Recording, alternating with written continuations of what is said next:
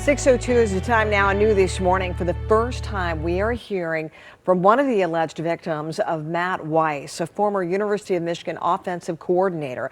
At least two former Michigan athletes are suing Weiss, the university, and a third-party vendor of a database for negligence. Weiss is accused of illegally hacking into the accounts of thousands of college students and downloading their intimate photos and videos. 7 News Detroit reporter Brittany Tulis was at the courthouse when Weiss turned himself in yesterday morning, and she's back out there live this morning with a new account from an accuser. Brittany? Yeah, that's right, Alicia and Allie. This accuser, who wants to be called Jane Doe, says she's coming forward to hold the university accountable. Now, in terms of this federal case, Weiss is facing 24 charges related to hacking and identity theft. Now, on top of that, he, the university, its regents, and that third-party vendor whose database was allegedly compromised are all the targets of that civil lawsuit. Now, this is Matt Weiss leaving federal court on Monday. He's the former U of M offensive coordinator. He's accused of gaining access to thousands of female student social media and cloud storage accounts and downloading personal, intimate pictures and videos.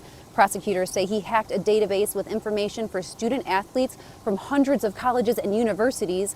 Keffer Development Services, the third-party vendor, maintained that database. Weiss is facing 14 counts of unauthorized access to computers, each count carrying a max of 5 years in prison, and 10 counts of aggravated identity theft, each having a mandatory 2-year sentence. One of his accusers, going by Jane Doe, shares why she's speaking out.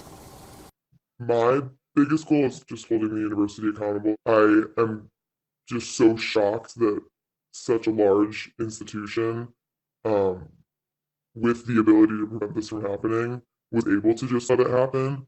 And this isn't the first time the university has been involved in scandal, and it's just getting to a point where somebody needs to stand up for the young students and victims of people employed by the university. I understand it's a large university, and you can't always tell what kind of person is working for you because it's such a large university, but at the end of the day, you can control how much access they have.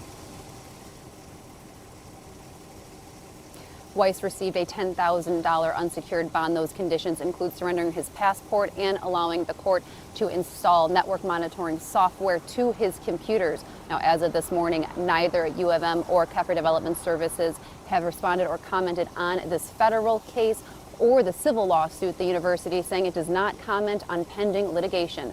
Live from the federal courthouse downtown, I'm Brittany Tulis for 7 News Detroit this morning. Alicia and Allie. You know, a lot of people are going to be watching this, Brittany, because of the allegations that some 100 colleges and universities may be involved in his alleged actions. We'll see what happens. Thank you, Brittany.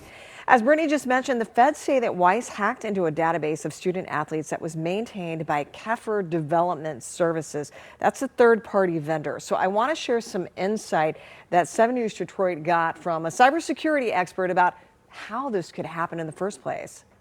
Him having access to that is step one, but step two took effort to link everything together, took effort to get access to email addresses and do forgot passwords and linking those things together. I mean, that sort of work in the background does take a lot of time and effort to do. It's nothing you stumble across. It is something that you have to be extremely intentional about doing.